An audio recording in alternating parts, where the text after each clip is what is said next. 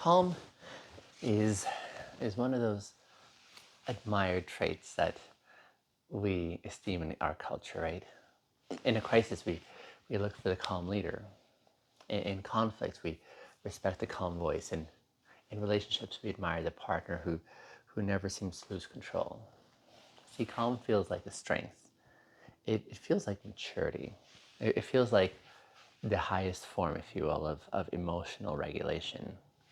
But calm isn't always that, though, is it? It's not always what it seems. Sometimes I think we call, like what we're calling calm is actually distance. Sometimes the steady voice is the numbed out one, right? Sometimes the composed presence is disconnected and cut off from the very emotions that make us human. And when calm becomes disconnection, it's no longer strength anymore. Now it's suppression. There's a difference between regulating emotions and erasing them altogether. See, regulation allows us to feel without being consumed, whereas disconnection refuses to feel at all. Regulation grounds us in reality, and disconnection really avoids it. And both can look similar on the surface, but their impact on intimacy couldn't be more different. Intimacy thrives on presence. It requires us to be emotionally available, to bring our full selves into that moment. But when we numb ourselves in the name of calm, we're robbing intimacy of its oxygen. We're present physically, but absent emotionally. And we nod, we smile, we keep our tone steady. We're really not there. And people feel that absence. I've experienced this myself. Like, there have been times, for example, when I told myself that I was staying calm, when in truth, I was just shutting down. I wanted to appear strong, steady, unshaken, but underneath, I wasn't processing. I was disconnecting. And that disconnect didn't create peace, it created distance. And the people around me didn't really get to know the real me. They got the muted version of me, the numbed out version. And intimacy cannot grow in numbness. For young men, I think this confusion is especially common. Like, we're taught from very early on that calm equals control, and control equals your manhood. And so we learn to suppress our tears and to stifle anger, to downplay our fear. And we convince ourselves that the less that we feel, the stronger that we are. But strength isn't in the absence of feeling. Strength is really the presence of feeling that's aligned with integrity. Integrity does not erase emotions. It integrates them. It feels anger without lashing out. It says, I can feel sadness without collapsing, or I can feel fear without running away. See, that's regulation. That's maturity. But if we cut off our feelings altogether, if we refuse to acknowledge them in the first place, in the name of staying calm, I think we're not practicing integrity, we're practicing disconnection. And disconnection, it has a cost, right? It keeps us from actually knowing ourselves. It keeps us from knowing, or it keeps us from being known by others around us. And it, in essence, creates these relationships that look peaceful but feel hollow. Because intimacy does not grow in the absence of conflict. I think it grows in the presence of honesty. And honesty requires us to show up with all of who we are, emotions included. And one of the most deceptive aspects of emotional disconnection is how easily it's rewarded. Like, a man who doesn't react is praised for his steadiness. A man who never raises his voice is seen as mature. A man who seems unaffected by stress is admired for his composure. While these qualities can reflect genuine regulation, they can also be the signs of detachment, I would say. See, on the outside, people applaud, and on the inside, intimacy is starving. And the truth is, calm without presence is not calm. That's absence. When I'm disconnected, I may avoid conflict in the moment, but I'm also avoiding connection. My partner, my friend, my colleague, they can sense that I'm not really there with them, right? They may not be able to name it, but they can feel it. The conversation may feel flat. The relationship might feel hollow. Something vital is missing. And I think that missing piece is vulnerability. Vulnerability is this willingness to let emotions be seen, to risk honesty instead of hiding behind composure. Without vulnerability, calm becomes a shell. It looks strong, but it's fragile because it has no roots in reality. I think true calm is rooted in presence and not performance. I remember conversations where I stayed composed while inside I was deeply, deeply unsettled. I told myself I was being wise. I was holding it together. I was showing maturity. But what I was really doing was numbing. And that numbing didn't make the situation any better. It made it worse, I think. Because the people who needed me didn't get me. They got the polished performance instead of a real connection. I think this is where integrity calls us even higher. Integrity says, bring your full self. Don't hide behind a false calm. Don't disappear in the name of maturity. See, integrity is about alignment, letting our external presence reflect what our internal truth really is. And that doesn't mean that we're dumping raw emotion recklessly. It just means we're refusing to cut ourselves off from it. It means that we're being calm without being numb. We're being steady without being absent. In young men, I think we need this distinction more than ever. We're told to be unshakable, to man up, to regulate so tightly that no one ever sees us sweat. But that message does not produce strength, though. That just produces more distance. And it teaches us how to hide instead of how to heal, how to suppress instead of how to regulate, how to perform instead of connecting.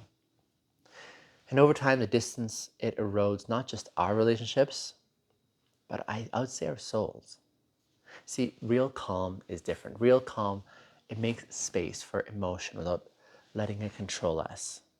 Real calm, real calm acknowledges anger and sadness and fear and joy and channels them with integrity. Real calm says, I feel this and I'm still present with you.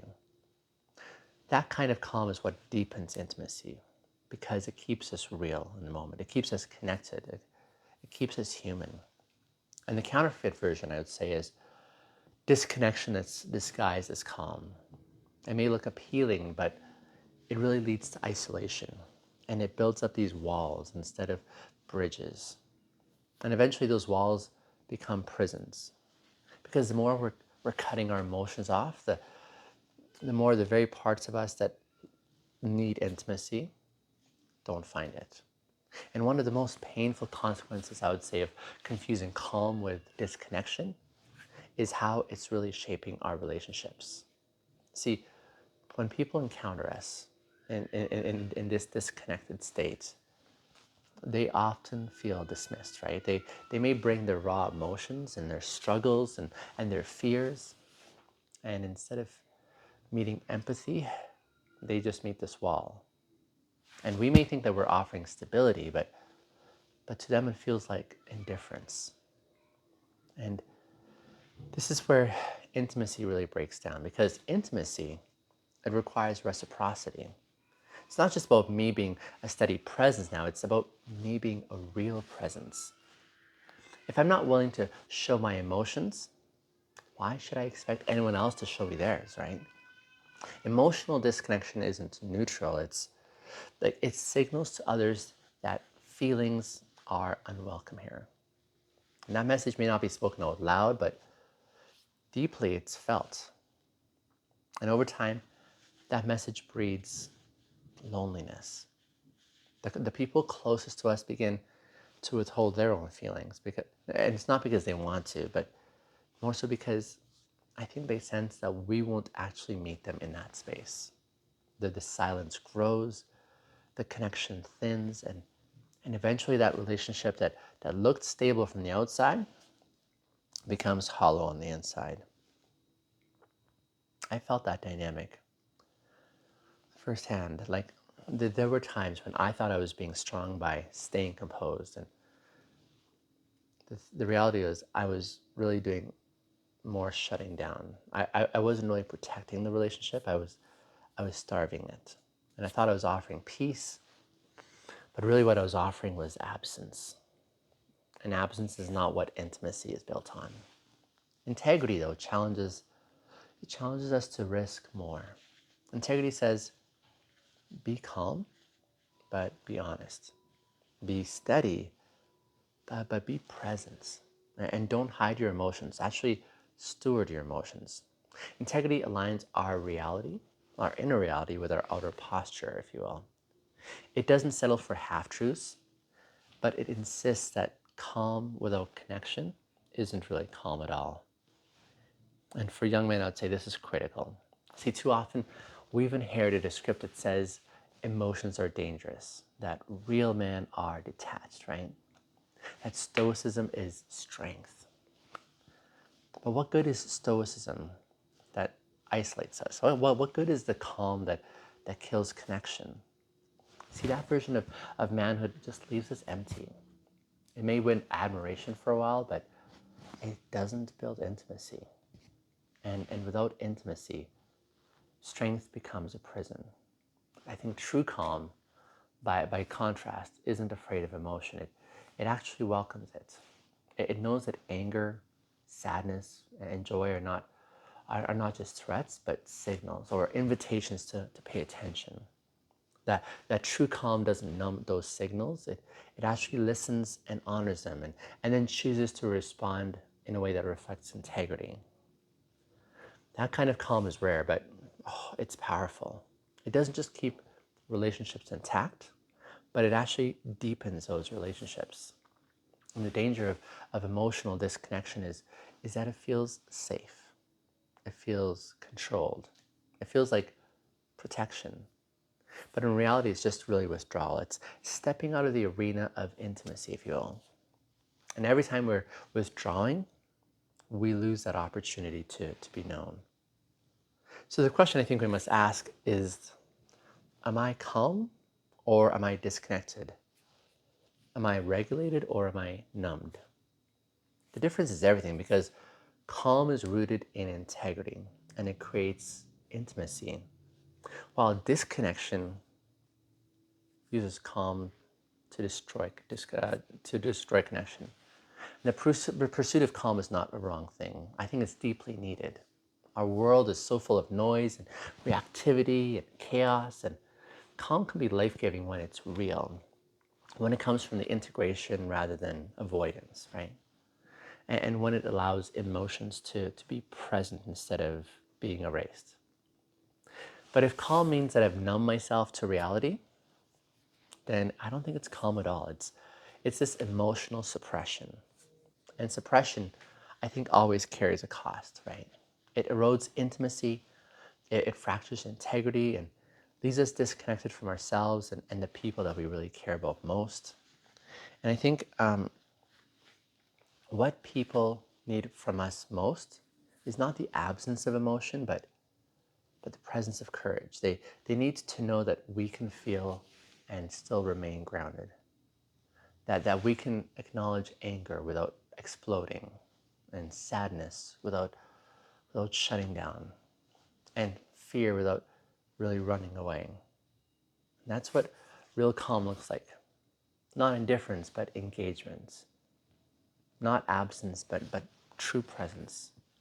And for young men especially, this is a shift I think we must embrace. We don't need to have men who hide behind this mask of composure. I think we need men who can hold both strength and sensitivity, both steadiness and honesty, and be men who dare to draw others closer, not men who use disconnection to push them away.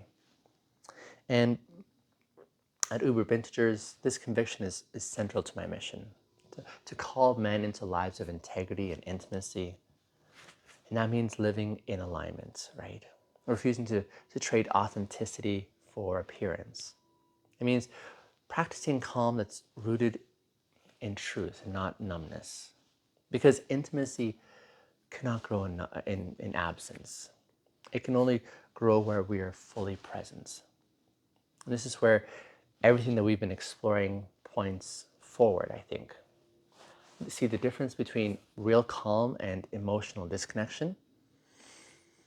It's just a piece of the puzzle in a larger puzzle, a framework that I'm moving into called the 764 movement. It's about unmasking the counterfeit versions of virtue, the ways that fear hides behind appearances, and reclaiming this life of substance. And soon I'll be unpacking this new series, but for now, just consider this. Calm that numbs reality isn't calm worth keeping. It embraces, the calm that I'm looking for is the one that embraces being present and rooted in truth, and the calm that actually transforms and changes lives. So consider asking yourself, if you're calm or disconnected, are you regulated or numbing out? Because I think that answer will determine whether your relationships, our relationships, are shallow performances or deep places where intimacy can grow, where we can choose presence and the kind of space that doesn't erase ourselves but actually engages it. Because I think that's where intimacy really begins. Thanks for watching this episode. I will see you in the next one. Drop me a comment down below how you found this episode landing with you. Cheers.